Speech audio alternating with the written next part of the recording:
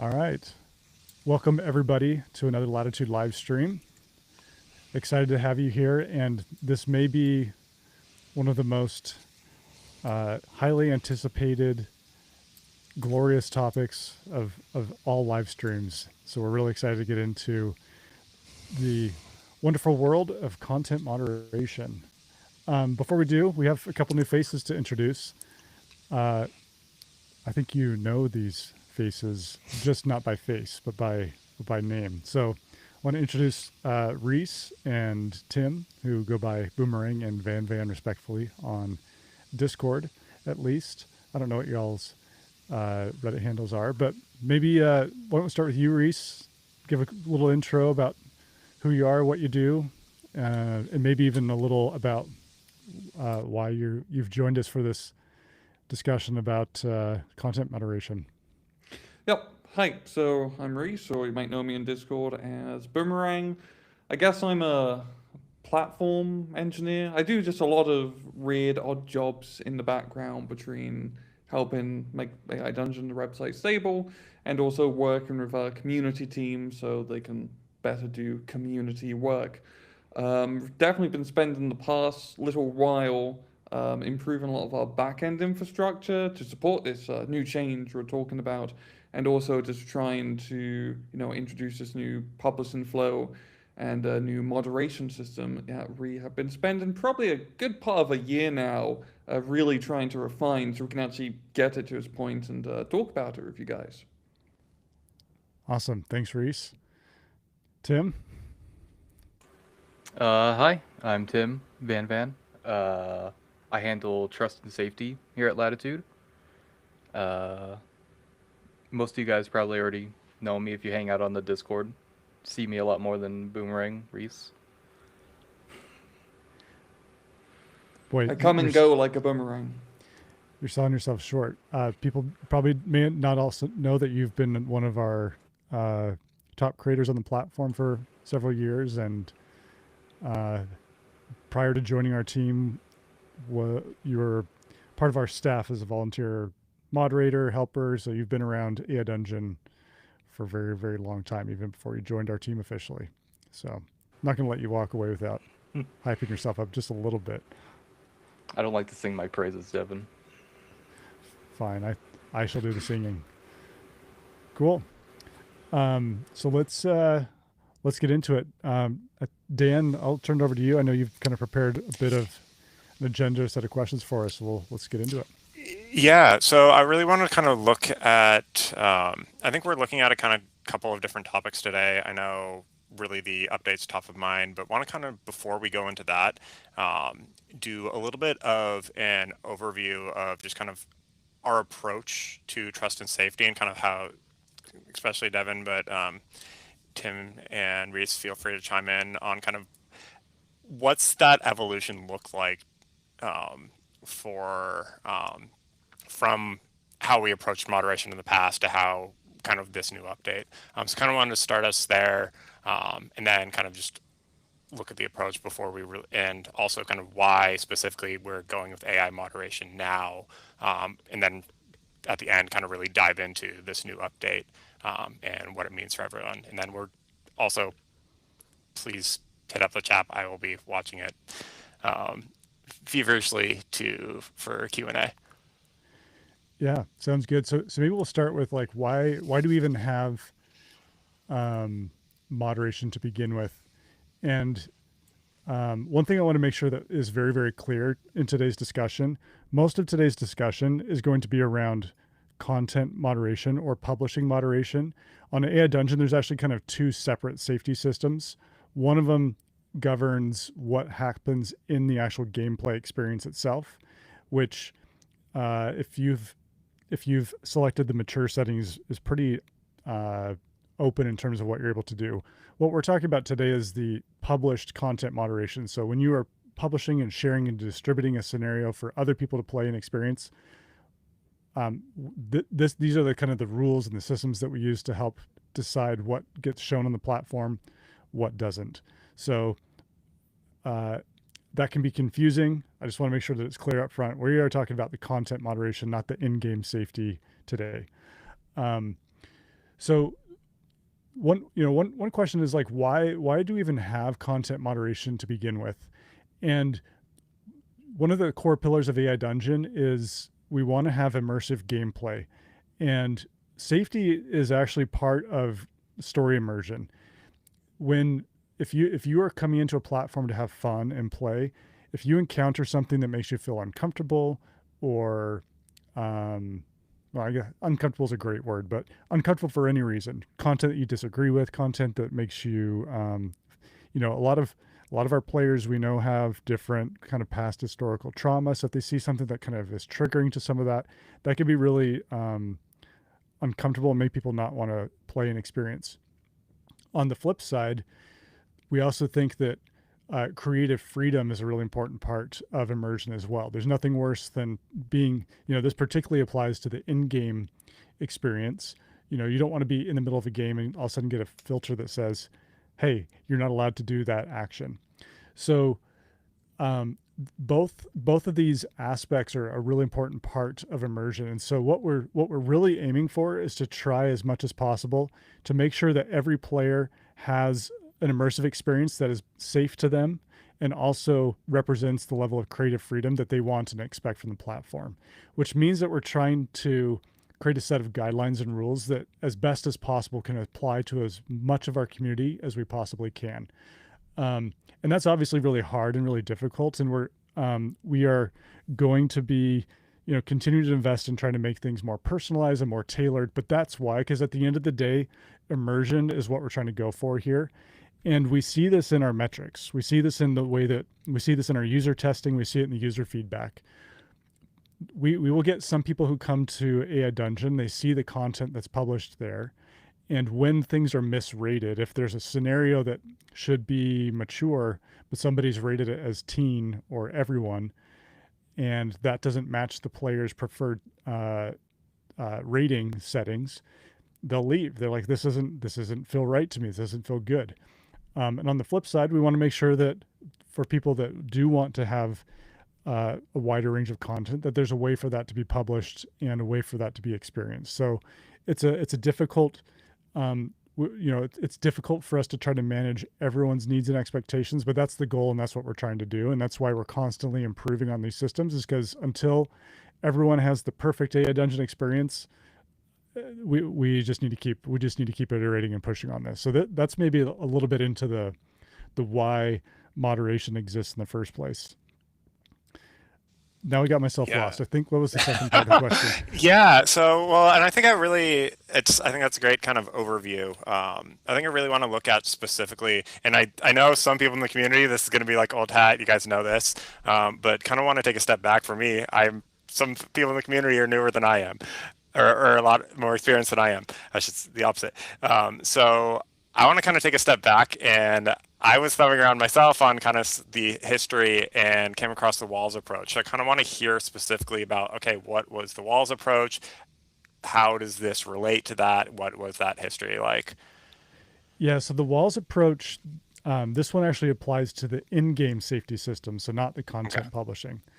And the Walls approach, I think, is a manifestation of our commitment to creative freedom. When you are in the game experience in an AI Dungeon, what we're saying is that there are certain walls that we don't want the AI itself to kind of go beyond, and specifically that's sexual content involving minors. And so when you are in an AI Dungeon game, that type of content should be prevented on the AI side. So the Walls approach doesn't actually apply to the content moderation as much, but it is more the in-game experience. Okay, so that kind of really definitely is illustrating, okay, this is what we're updating today is the publishing flow. So That's right. Is it correct to say that we're not changing the in-game experience with this? That's correct. The in-game experience is not changing at all today. Yeah. Awesome. And then kind of wanted to dig in more on what is changing or what's kind of getting updated of why AI? Why are we specifically choosing the AI content moderation? How is that different from what we're doing in the past? Why did we kind of want to go for that decision? Yeah, it's funny because we've kind of gone back and forth a little bit on this. Several years ago, we had a really bad version of AI moderation that I think was kind of infamously horrible. Um, Tons of false positives, and it just didn't work very well. And so I don't know. It's probably been about maybe a little over 3 years ago. We migrated to a human review process only, and the way that that's worked generally is that on the AI Dungeon website or on the platform, players can report content. So on a scenario, you can click the three little dots, the meatball menu we call it, and you can say this isn't appropriate. And then somebody on our team would review those reports and if necessary adjust the rating or take it down. And that was okay, but there's been several limitations with that. One is that there's um, hundreds of scenarios posted every day on AI Dungeon, and the volume of that is just insane. And many of the scenarios have thousands and thousands of words to them. It would take a huge team to even keep up with all of that content that's being published. So what happened over time is that, we were basically only responding to things that were reported, but the things that were reported weren't actually the sum total of all the things that were misrated. So over time, what happened was that a lot of the content on AI Dungeon was actually misrated, and a lot of the misratings, it wasn't like it was creators intentionally misrating all the time, although that does happen.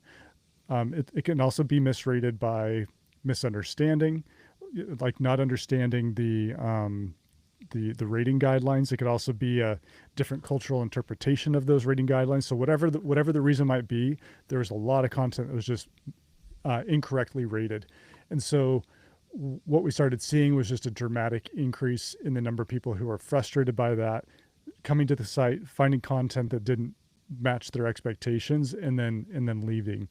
And as a small team and a small company, we just couldn't afford to hire a huge team to handle that.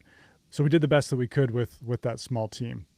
Ironically, we've been close with some of the early executive team at Roblox, and we found out that they had hired a kind of an outside team of like 5,000 people or more to handle their content moderation. And we were trying to like limp along with like a part-time contractor for so many years. That was what we were able to do. Earlier last year, I started experimenting with using Sonnet. So this is the Anthropic AI model Sonnet to do content moderation. And at that point, these models are starting to get good enough to be able to be accurate and more consistent. And kind of the early the early sort of prototype of that was I was basically taking screenshots of scenario pages and feeding them into Sonnet and saying, rate this according to kind of the ESRB game ratings and tell me what you see. And it was doing really well. And I was like, it'd be really great. And we basically kind of just kept iterating on that. And then we built a tool to actually extract the full text of a scenario, and we feed it to the AI. One thing that was really great about that too is that the AI can actually read all of the text very, very quickly. Our human moderators generally were kind of spot checking. They couldn't check every story card. They couldn't check every prompt. They couldn't check every multiple choice thread. And so things would constantly get missed. And even our moderators were were missing content that, wouldn't have kind of met the criteria for one rating or another. And so it was a really kind of daunting, challenging thing. And so AI seemed like a really good solution. But we knew that there would be rightful pushback and resistance to using AI for moderation. So kind of the goal that we set out was like, we need to have the AI moderation actually be more accurate than human ratings. And it actually felt achievable for the reasons that we were just talking about, which is that AI can actually see the full breadth of content. It can do it quickly.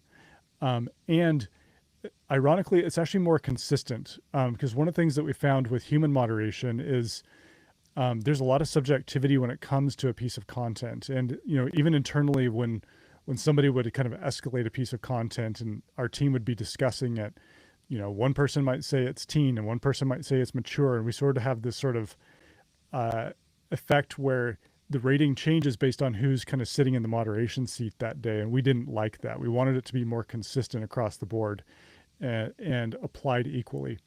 So one advantage of going to this AI-based system is that we could not only have the consistent ratings, but also publish the instructions. And the cool thing about that as well is the community can look at those instructions and tell us, hey, this doesn't seem right, or this instruction seems like it could have a bad thing. And it's bringing more transparency to the process that we haven't had before. And I think for those who are creating on AI Dungeon, having full transparency into the process and understanding exactly what's going on makes a big difference. Because for a long time, I think it felt like scenarios would get rated and they would get their ratings adjusted, and it felt like this black box. And our team is trying to kind of process hundreds of reports. They don't have time to write detailed, this exact line was what pushed it over, pushed it from teen into mature, and this specific multiple choice thread, they're going quickly. And I think our team was doing the best that they could at the time to try to help with that as much as they could. But with AI, not only could we do it more accurately, but we could also give detailed explanations on what specific parts of these scenarios were pushing it above a certain rating. And then it became actually a useful tool to creators. In the early days when we were prototyping this, I was sending some of the AI explanations to people, and they're like, the creators like, holy crap, this is the best explanation for why my scenario didn't pass this threshold that I've ever had. Because in the past, you basically just get a notification that says, sorry, this got marked to be mature, with very little explanation. And now we could have like rich explanation with details, and that's great. We've had to work over the last year or so that we've been doing this to make sure that the explanations that it gives are clear and that it's not hallucinating and that it's accurate and it's relevant. So there's been iteration that's happened, and Tim in particular has been putting a lot of time and iteration and craft into making sure that instruction set is accurate and reflective of our community guidelines, and it's a lot of work. Yeah, actually, I'd love to have you pause for a little bit there and give Reese and Tim a chance to kind of chime in on kind of what the process has been like building this AI. Kind of what are some of the things you guys thought about, you're kind of still thinking about. I don't know. Need to check with Devin to make sure how much we're not leaking. Oh no, I don't think anything, any of this is leaking. But I think, frankly, but I'd love to hear kind of what they've been working on. Yeah. Yeah, and maybe if one of you wants to introduce, because I think most of what I've shared preceded when Reese and Tim came in, and this is a great time for you guys to talk about what we've built now and like what are we launching today and how is it different. And maybe Reese, I don't know if you want to kind of walk through the system, and then Tim, if you want to talk about the kind of the impact that it's going to have on your process. Yeah, I mean, we can even share a little bit. I don't know if we want to screen share. If anyone's set up for that. No, I can discuss how the general new system works now, more so from an engineering standpoint. So, what I'm actually really excited with this new publishing flow is that we're kind of introducing a draft and published version for everyone's scenarios. It isn't just for content moderation, it actually allows creators to a lot more, because now you have this safe sandbox in your draft scenario where you can play around, you can mess with changes, you can change scripts, you can add story cards, and only you, or if you set it to unlisted, your friends can test and play around with. While your published version, your latest version to your followers, that hasn't been updated. As right now, and before this new flow, one of the issues is when you make updates to a scenario, it just goes live automatically. So you either have to make like a duplicate scenario and then play around with and then copy paste story cards over to your like actual published one where you want people playing it. It can be a bit of a pain.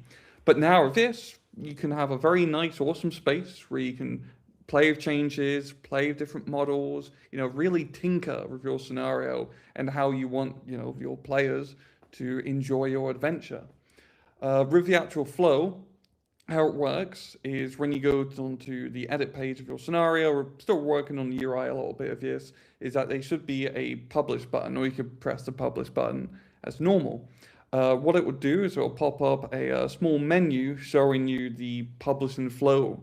And what it does is a big button, you press it, it checks the rating of your scenario, and then it will spit out the final rating, giving you a text explanation and an image explanation. Pretty much exactly the same we have on the edit page, where you can see the explanation. And we have that, yeah, you just have to press that, get the text and final review, and off you go. You can click publish. We also added an option for creators to overwrite ratings.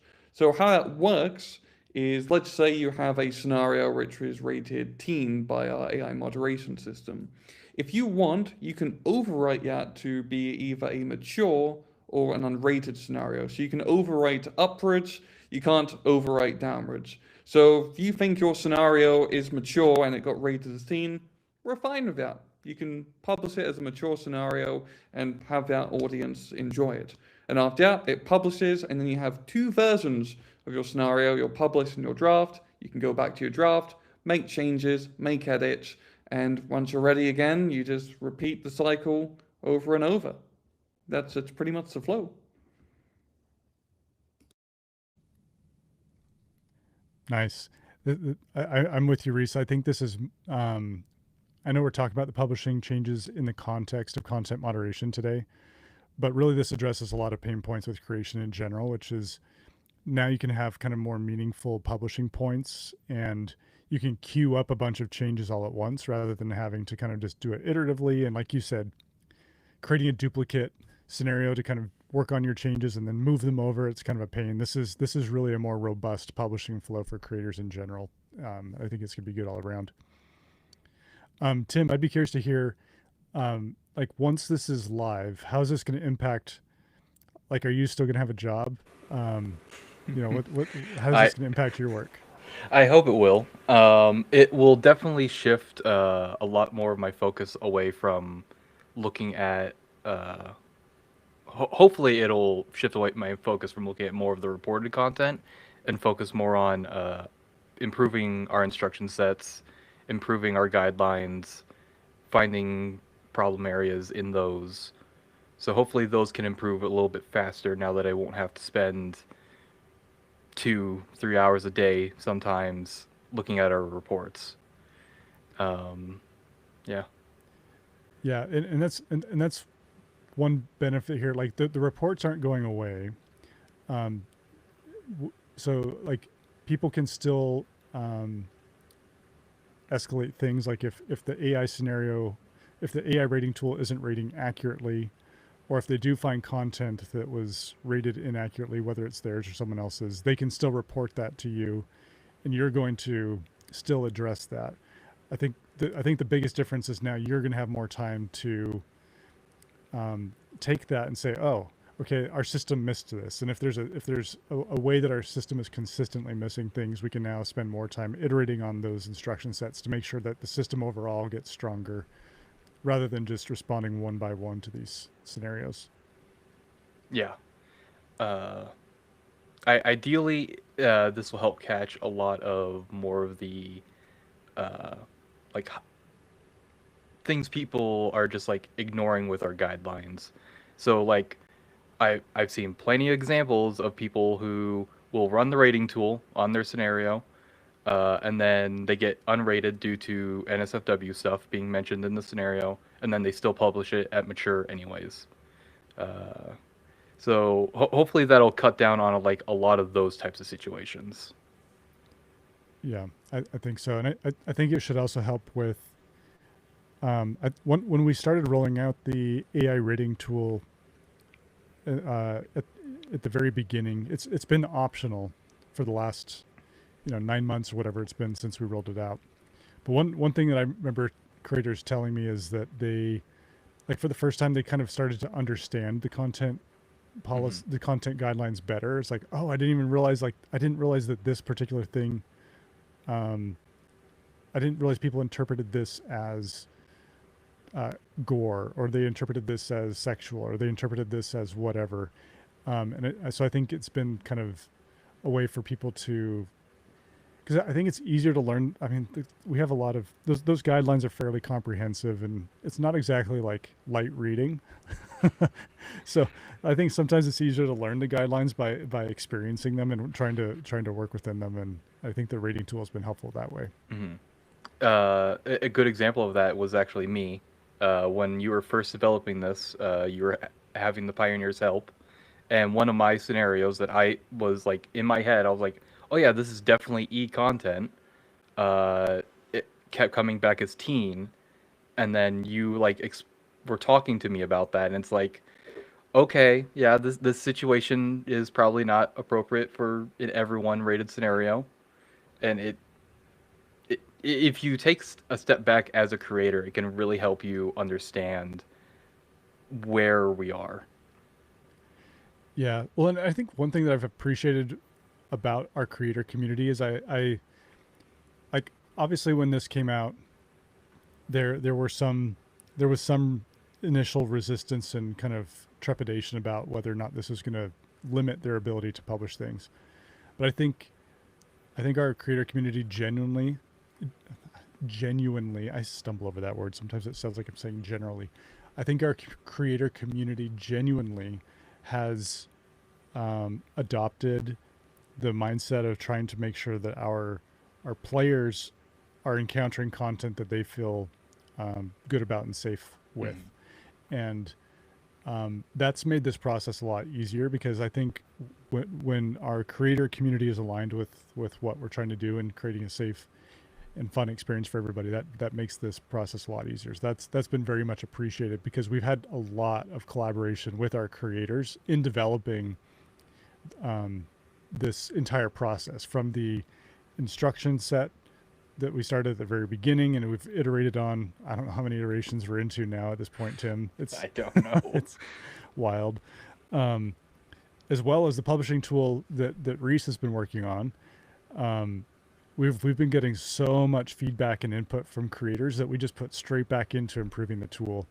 And that's really the approach that we want to take with this, is to make sure that like we are always going to be listening. We're always going to be trying to pay attention to if there's issues, if there's places that it's going wrong. We are going to react and respond. It's not like this isn't the final state of content moderation or publishing. We're going to keep just making it better and better.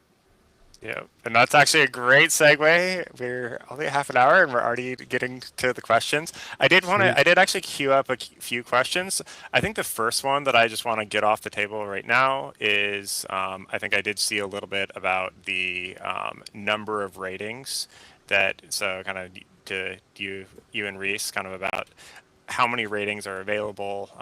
And then I think the other one is just, there's one just in thread that's kind of related on, will this be bad for people who make tons of tiny changes rather than one big batch? Reese, do you want to take a stab at it first? And Yeah, sure thing. So we are looking, like Devin said, this isn't the final iteration by any stretch of the imagination. And Riyar and myself, like, actually spending a lot of time this week looking into optimizing the backend system. So frankly, it's not as expensive for us. If we can make it less expensive for us, and we can give more back to the community. And how that look like in terms of how many ratings, I can't say. But that is just something that we are like looking into quite deeply, because that's something we don't want to be blocking people from being able to like actually publish content. We just want to make sure that we can keep content on the site safe. So that is an area I can promise you we are actively exploring to make people's lives better. yeah, and for context, we're using some of the most powerful language models for this. So we're not using the same models that we use for story engines on AI Dungeon. These are much larger models. I think on average, the price per token is somewhere between 5 to 10 times more expensive than some of our most expensive AI Dungeon calls. And scenarios tend to be extremely large context. So these are really expensive calls. So we have to have a limit somewhere. And as Reese said, if we can optimize the cost, I think we can explore offering more calls. There's also, one other aspect is, I think that's part of why we wanted to, that's part of why we wanted to introduce this two-stage publishing process, because that allows you to queue up a bunch of these smaller changes, like the ones, Dan, it sounds like there was a question about this. If you have a bunch of changes, you can make all of those changes at once, and those can get saved, and those just become part of your saved draft. And then you can just use a single check when you're ready to publish. So it's not like you have to check multiple times during the publishing process. You can queue up all of your changes all at once, then hit publish once it's ready to go. So it really, and I, as we look at the data, most people are not publishing multiple scenarios a day. Most people, like, if somebody's publishing one scenario a day, they're in the upper echelon of creators on our platform. If somebody is publishing at that rate and the limit of ratings is really holding them back, reach out and let us know. We could probably find exceptions if people have a genuine need for more than 5 ratings a day. The use case that we're not going to try to accommodate is people that make a small change and re-rate to hope they get a different change, and make a small change and re-rate to hope they get a different change. That's not what those are here for. We want to make sure that build your scenario, build it the way that you think is going to match the rating that you're going for, and then when you're ready, run the rating for the scenario. Did we answer the question, Dan? Yeah, I think so. And I think just to fully clarify, so it's 5 ratings per day. Per day, right? That's right. Per day. Okay, so it's not okay. Which, as we said, if you're only publishing one scenario a day, that means you can check it 5 times before you publish. I think the edge cases where we've seen people want more ratings is if people have a bunch of published content, now they want to go back through and re-rate things. I think that's one case that we've seen. Seems like there's one other use case that I was like, oh yeah, that seems like a genuine situation where they might want more. And again, if someone has a use case where they genuinely need more ratings, just talk to us. Again, we're here, we're on Discord, we're on Reddit, email us, whatever. We'll hear about that. Yeah. Well, and I think the thing, then someone just brought it up again in chat, is okay. It's like if I have a small spelling mistake or something like that. But I think, as a writer myself, as you've seen how I go in and do spelling checks and things like that. But yeah, I think that one, it sounds like it's like hopefully you can change your spelling mistakes one a day. But yeah, I think that's I definitely hear that as yes, sometimes it's a small change, and so going into ratings. Yeah, and in some ways the draft mode helps there, right? Because if you publish something and if you get a few comments about a few spelling errors, you can go in and you can change it once, twice, a couple times, and still have enough ratings left over. And as Reese said, we also see that as an area of improvement for the system, where potentially what we can do is we can look at the difference between what was originally rated and where it is now, and if the only difference is a spelling difference, maybe we can just let that through without even having to rate it again. But again, that's the type of improvement to the system that we're going to look at post launch. We want to get this out, but as Reese said, these are the things that we want to improve on over time. And and that's one of those use cases that we've had feedback on, and that's why Reese is already looking into it. That's cool. It looks like we have a little bit more complicated. I know, Leah, I see you in chat. You had a couple more complicated questions. I don't know, Devin or you, Reese, want to take them? Yeah. Let's see. Do you want to just scroll back? Oh, let's see. There's one about RAG for large-scale scenarios. The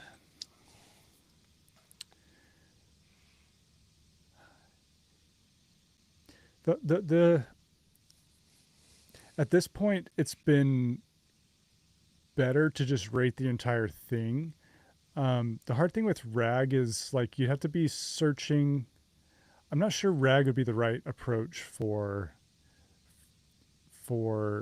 Well, and Leah, I'd actually be curious to hear your thoughts on like why you think RAG might help here. But I think one thing that we've found with rating content is you generally have to look at sort of the totality of the content because it needs context. So it's less about like the moderation goal and process that we have is less about like finding um, specific words or specific topics. It's how are those topics represented in the context of the scenario. Um, so let's take an example. Let's take a really heavy topic like slavery. Slavery is obviously not a great thing, um, but it is part of history. It's a big part of fiction. It's a big part of fantasy fiction. So slavery as sort of a literary device has a place in roleplay fiction. How it's presented matters. If somebody's glorifying, um, you know, like the slavery that existed in America, for instance, that's very different than treating it with like the appropriate historical weight that it deserves. And it's also very different than having slavery in a fantasy scenario of like one race versus another. Those are all very different contexts for using slavery. And so, um, and I realize this is kind of a simplistic example, and I apologize if this is missing the point on RAG. But what I would suggest is that when instead of just kind of using RAG to kind of find kind of examples of certain content things that are being mentioned, we instead want to like look at the totality of like, hey, great, slavery is mentioned, but how is it mentioned? How is it used? What's the context of it? And I think RAG is less dependable in that type of situation than just rating the totality of the scenario. Reese, I'd be kind of curious your take if you have a different opinion or perspective on that. No, it's pretty much it. Like, with the rating system, it is very much just about the full context of everything within the scenario and how it's really brought up, right? It's kind of like we have a very fancy and 100% available newspaper editor with us at all times. It's like with editing any good piece of newspaper, literature, fiction, right? You've got to be able to understand the context of who's the audience, what is the like theme of the story, and being able to understand that. And this is where we have to use the very powerful models to do it, because there's a lot of exceptions where people may have content where may have words or themes which aren't entirely great, but it's kind of presented in a way where it is actually appropriate, right? I think a good example is actually, like cartoons, like good old SpongeBob, right? There's a lot of adult jokes in SpongeBob, but they're presented in a way where, the kid isn't going to notice and you can air it on primetime TV, but the parents are going to have a little bit of a giggle when they do see the joke pop up on air. So it's all about just the general context of the system, and Rags does end up, unfortunately, missing out a bit. We've played around a little bit with like search, for example, and there's always just like some nuance which is missing, unfortunately, for just how deep scenarios can get. Yeah. We were prompted to go back and look at some earlier questions. So this is one, Reese, that I think you can speak to. But are there any plans on how to approach AI rating using the AI to rate text context that's too large to fit into a single AI context window? And this is actually really relevant for the upcoming Voyage launch, because Voyage worlds have a lot more components to them, and they don't fit in a single context window. And we are actively working on a version of this system for Voyage because it has to address that specific question. So, Reese, how are you currently thinking about rating content that doesn't fit in a single context window? Yeah, with scenarios so far, we have found, yeah, even with like very large scenarios, we have been able to rate it. Part of it is just thanks to the technology. Anthropic and Claude does allow like huge corpuses of text to be put into it and actually reviews it quite well. With Voyage, obviously, it's going to get bigger and it's going to get better. And so we need to be able to review even more stuff. But fortunately, due to the structure of how Voyage roads are saved, we can actually cut a lot of the chaff of stuff you don't really need to do. A lot of statistical numbers, because Voyage does have a little bit more of a gameplay element. And we can just extract from a Voyage like game stage the important parts, which is the literature parts, and just picking up the descriptions and items and locations, and then we just compile that into a nice generated report for a newspaper editor to check out. And we've actually had some pretty good success with some very early prototype testing of that. So context render isn't something I think we're really too worried about, because we can always just find ways to make it more efficient, or worst case, split things up a bit more. So that really shouldn't be too big of a deal. Yeah, I agree. I think we'll find a technical solution for that, whether it's not sending certain things, making multiple calls, doing summary calls first with a smaller model, and then synthesizing with a larger model. I think there's a lot of technical approaches. I think the part that we're actually more focused on is actually what Tim is working on, which is how do we adjust the instruction side of ratings for Voyage? Because I think one thing that we've observed is that the impact a single reference has in a Voyage world on the play experience is much, much different than in an AI dungeon scenario. So Tim, I'd be curious to, I think this is all very much in progress and things can evolve. So there's that caveat, but it might be curious to hear kind of what you're finding as you're iterating on the instructions for Voyage, how that rating system might feel a bit different than what we're seeing on AI Dungeon. So for worlds, we're thinking of moderating more on a bigger picture, as like Devin just said. Scenarios, one little minor reference to something can hugely impact like how the AI will be outputting something. But with Voyage, you have so many other systems looking at stuff, comparing stuff, changing how everything is going to be outputted. One little reference to something won't have as big of an impact. So right now, tentatively, we're thinking of going with more of a percentile system, where we look at how much of the world is like violence related, how much of it is suggestive rated, how much of it is like more mature themed referenced, and then comparing those against some thresholds we've been experimenting with, and then assigning a rating based on that. Sort of similar to how the image scoring system works for our image rating instructions. Well, while we're on that, that was one of the other questions I scrolled back to find, was actually about the image rating tool. It was asked whether we may consider using our image rating tool instead of the image upload filter, because it seems to do a better job. Any thoughts on that, Tim? I know Hive needs to be looked at. It's on my list to eventually get to. I believe it's basically just been the same since it was first implemented, I think. Like, I don't think it's really been updated since then. Yeah, I don't think so.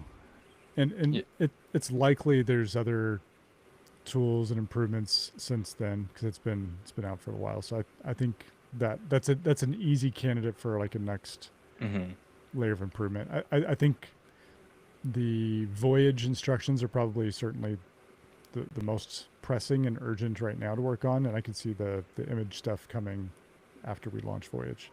Yeah. And as for like letting the image rating side of our system handle it, I don't know yet. I don't know how well it handles with like nudity or things like that, because that's one of the big things Hive is supposed to capture. I haven't really experimented with it because we've had Hive to take care of that. Yeah, and I think the cost consideration also matters here, because there's a lot of images that get uploaded to AI Dungeon that don't actually get published, and so there's that to look at too. We'll just have to see because the image rating tool is using, again, kind of the expensive models, so Yeah. it may not work at scale, but we'll see. Maybe we can. Hopefully, we'll get a better solution. That's right. Dan, what other questions have we seen, if any? I think the big one, the big high level one is around, are we kind of removing 18 plus content? And there's one I just pulled up in Discord. Please allow for a feral quadruped monster NSFW content in Discover search. See, this is what we talk about with creative freedom. that is as free as it comes. Yeah, this is not changing our content policies. So we still plan to have everyone, teen, mature, and unrated content on AI Dungeon. I don't think we're even changing any of the rules at the same time. Like, this is purely just a workflow change.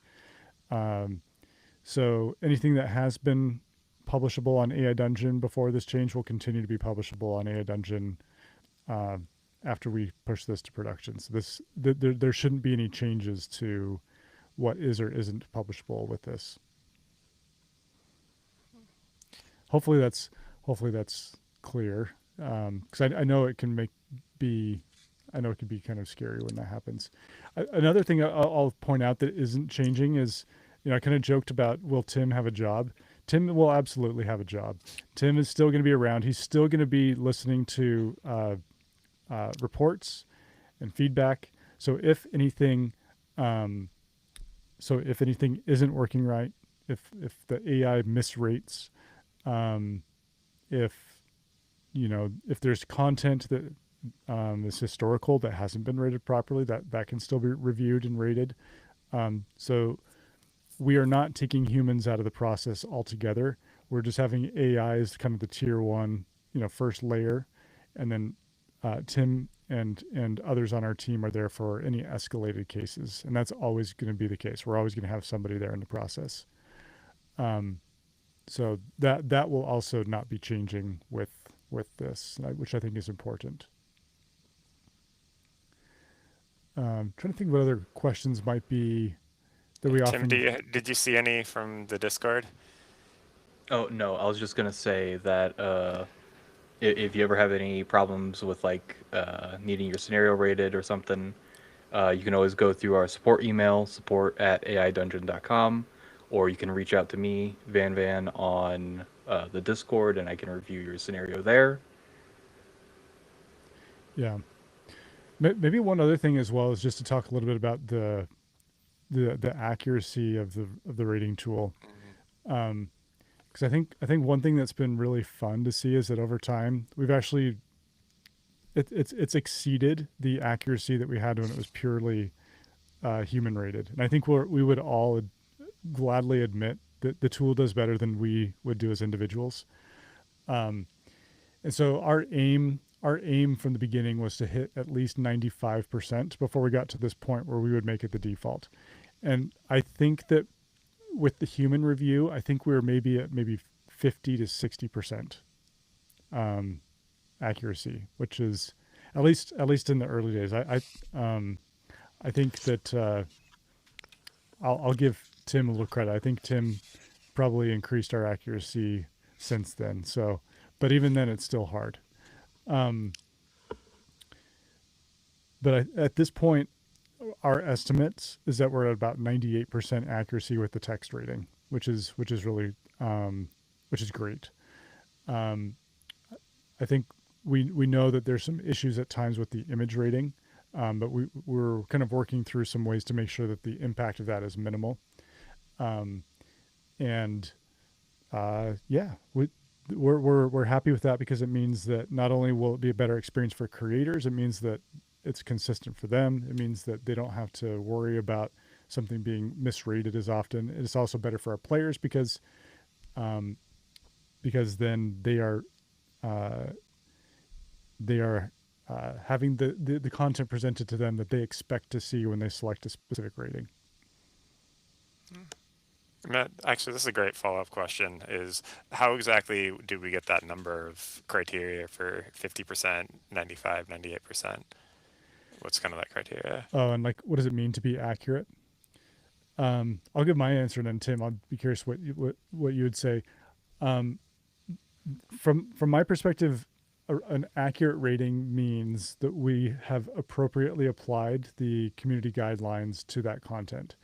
And the way that we assess that is like when things are escalated, do they pass sort of like, Tim is kind of the primary moderator on our team, but he isn't working in isolation. And often, like when we get things that are escalated, there's sort of a panel of reviewers that chime in on content, and we all sort of see like, was this right? Yes or no? And from there, we can actually tell, did the AI rate it accurately, or was it wrong? And so as we are able to kind of track the number of scenarios that we have to do that with, going up or down, that's how we can tell. Another part of it is we will also look at the Discover page, and we'll see, on the things that are showing up for each of the different rating criteria, like how many of them that were rated by the tool were accurate, right? Like teen should have, all of the stuff in teen should be teen rated. All the stuff on mature should be mature rated. And if we're ever seeing discrepancies, that's another way that we're able to evaluate it. Tim, anything else that you throw in there in terms of how we think about accuracy for the rating tool? For me, it's more so like when I'm moderating, I'll run the tool on something, and then once it comes up with a result, I'll look at it's the things it's pointing towards, the evidence, and then I'll go look through the scenario, look at those things. Okay, is this matching up? Is it applying it correctly? That type of thing. Yeah, that's a great question.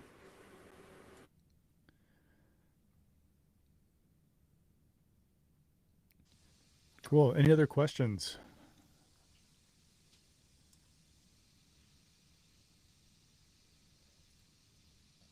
If not, maybe for those who gained, one thing I want to do for people who gained before we end, for people who came late, what do you think the kind of most important things to take away about how we approach content moderation, and specifically kind of what we've done with this update? Yeah, is that it for me? One. It's for everyone. Okay, maybe I'll let Reese and Tim go first. Then I tend to talk too much. Yeah, I think really the main thing is like the accuracy, right? Because in the end of the day, if we were to get people to go through and review all of this manually, like it would take a long time for content to get approved and for people to have their content, shared on AI Dungeon, right? And this has been a very good solution, so there is not much delay from when you're ready to publish your content for it to actually be published and, available on AI Dungeon. And as you said, we're very happy, but we're still also trying to improve the accuracy and get those minor edge cases, really flattened out. And just make sure, and in the end of the day, for like creators, you can just publish and have fun and share your creative works with pretty much everyone on the platform. Awesome. Tim?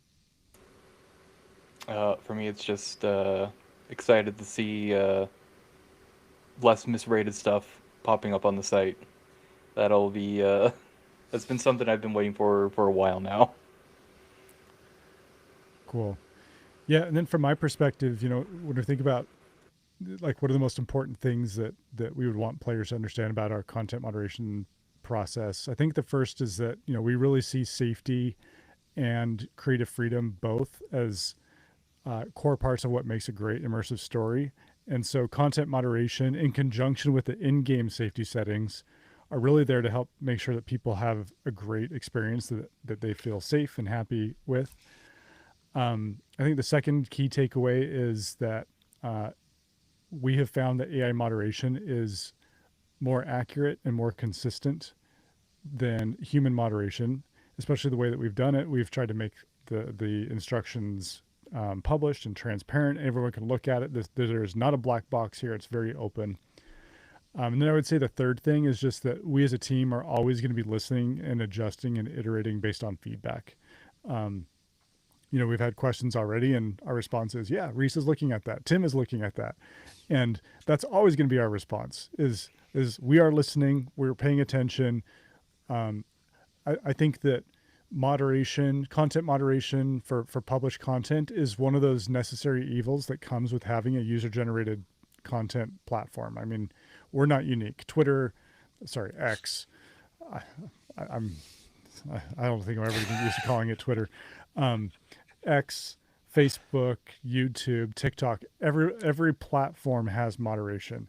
Our goal is to make our moderation process as transparent and friendly to engage with and accurate as possible.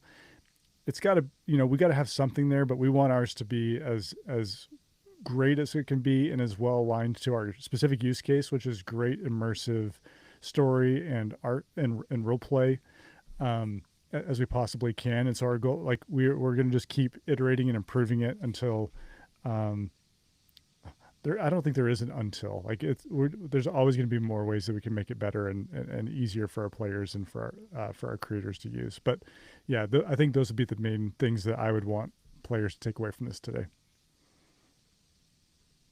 Awesome.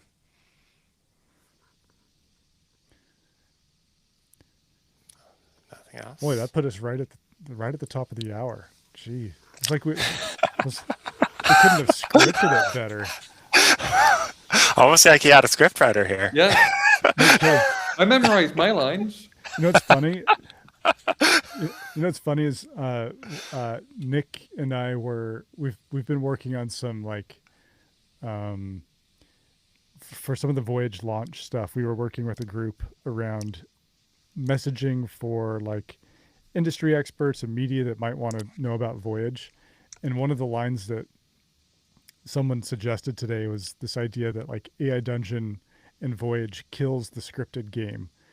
Most AAA games, they have scripts and they follow scripts, but with AI Dungeon and Voyage, anything can happen, anything is possible. And here we are in our live stream, seemingly so dialed in that it felt like we were on a script. Yeah. Well, this is what happens when you got a scriptwriter. Well, and I want to answer my own question a little bit, because I think so much of what is cool about the AI Dungeon approach to content moderation, again, it's I'm coming in here, I'm new, but one of the things I didn't do on my introduction on Thursday is I'm very much passionate about content moderation and kind of censorship and all those topics. I have my own blog and stuff I write about a lot. And to me, the approach that with this update, with kind of the way that we're thinking about it, is so much about the creators. It's about, okay, how can we cement, like you said, Devin, is how can we cement that creative freedom and continue to protect people? And so it's the balance of safety and kind of the creative freedom and having the human in the loop to understand that, and having someone like Tim who is a creator. It's and I know Reese, you didn't talk about this either, but I remember when we first met, you were also a storyteller, you were also a creator, you also love building things. And so it's just having this, all of us love creating scenarios, love playing the game. And so we're very much part of, okay, we understand, we want to celebrate that creative freedom while keeping a diverse user base safe. So I think that's just, with this, and we're going to kind of continue to strive towards that. Yeah, I agree. I love that. Thanks. Thank you for sharing that, Dan, because it's nice to have that outside perspective. It can be, I will say, I'm going to say this, shout out to Tim and everyone else that we've had work on content moderation. I mean, others on the team chip in all the time. We've got Rogue and we've got Ben, and I think Onyx has helped at times. We had Lynx before, and Brand back in the day used to help with moderation. It's a hard job. It is a really hard job. And when you get pulled into the details of it, it can be really challenging. in a lot of ways. Like one, there's just the volume of the work that you have to go through every day, and then second, it can take you into some dark places sometimes, and that could be really that can be very draining in different ways, and what obviously it's not like we're always willing to do it because we want our creators to be able to create things. But sometimes there's things that get created that it can be hard to read and hard to deal with, and it's a really hard. It can be difficult in trying emotionally to kind of go through that sometimes, and so when you're kind of in the trenches doing that, it can feel. I think sometimes it's easy to feel kind of wonder why are we doing this and what's the point and how does this make a difference. But like one thing I've really appreciated with Tim in particular is I've seen that Tim keeps a really good perspective on I'm doing this because I want AI Dungeon to be a safe and welcoming place for everyone. Like Tim has done a lot of work with youth and has a really, I think, a kind of a passion that comes from within around like I want teenagers and children and anyone to feel safe and have good experiences wherever they go. And I think that's why we do this. It's because we want people to have that. And I appreciate, Dan, that you felt that coming in, and I think Tim has a lot to do with that because he's helped shape kind of the culture that we have on this. Have I stolen any of your thunder, Tim? Anything you want to add to that? No, just thank you, Devin. Yeah. One of my someone in the industry, one of my contacts, she called her team of content, and I think it's a perfect name. Different other name for content moderators is superheroes. Is like she had a team of 100, and it's just I think so much of it. Yeah, it's just you see a lot of stuff. We do. I bet we could get some crazy clicks on some short form content if we talked about some of the scenarios that we've moderated. Well, this one time. Oh man. Yeah, but then we have hamsters. Yeah, hamsters are great. Hamsters are great. But yeah, there are some there are certain IPs and characters that I will never see the same again thanks to our the content that comes through our process. It's intense. There's a movie that came out, I think it was last year, and as soon as the movie came out, immediately my mind went to this story that dealt with one of the characters that was in the movie trailer, and I was like, yep, there we go. So it's rough. We are forever scarred by what we see, but we're happy to do it. Well, on that note, is there anything else we want to talk about? Way to end on a high note, Devin. You're good at this. Great. Awesome. Well, thanks everyone. Thanks everyone for joining in. Appreciate all the questions, and if there are more questions, we're happy to take them offline as well. We'll be able to do that. So appreciate it, and thank you, Dan, for kind of arranging this and making helping kind of guiding us through that today. Okay, we'll see y'all later.